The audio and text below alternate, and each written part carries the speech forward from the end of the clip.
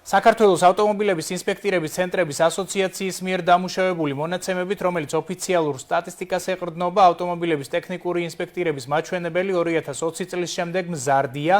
კერძოდ 2024 წელს წინა წელთან შედარებით იმ მანქანათა რაოდენობა, რომლებმაც გაიარეს ტექნიკური შემოწმება, ჯამურად გაიზარდა თითქმის 5%-ით და გადააჭარბა 1,140,000 ავტომობილს.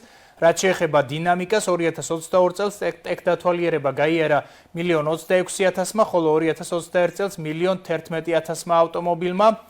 ამავე მონაცემებით, საქართველოში ავტომობილების ტექნიკური დათვალიერების მაჩვენებლის ზრდის ტემპი ჩამორჩება ავტოპარკის ზრდის ტემპს. კერძოდ 2024 წელს წინა წელთან შედარებით ქვეყანაში რეგისტრირებული ავტომობილების ჯამური რაოდენობა გაიზარდა 6,5%-ით, რაც 100,000-ზე მეტი ავტომობილით მატება, მაშინ როდესაც ინსპექტირებული ავტომობილების რაოდენობა გაიზარდა მხოლოდ 52,445-ით, რაც როგორც უკვე აღვნიშნეთ 5%-მდე ზრდა.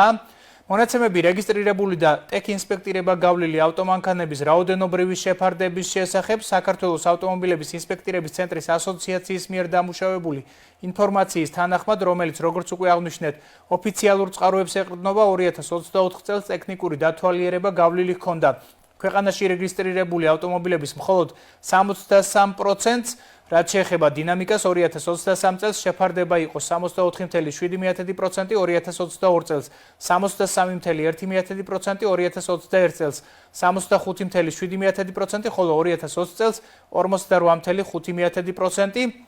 მონაცემები ავტოპარკის განახლების შესახებ ავტომობილების ინსპექტირების ცენტრების ასოციაციის ინფორმაციით 2024 წლის ბოლოსთვის ქვეყანაში რეგისტრირებული ავტომანქანების დიდი უმრავლესობა 82%-მდე იყო 10 წელზე მეტის, რაც შეეხება სხვა მაჩვენებლებს 13%-მდე იყო 5-დან 10 წლამდე, 3% 2-დან 5 წლამდე, 2% 2 ან ნაკლები წლის, ხოლო 0,6%-ის შემთხვევაში ასაკი იყო დაუდგენელი.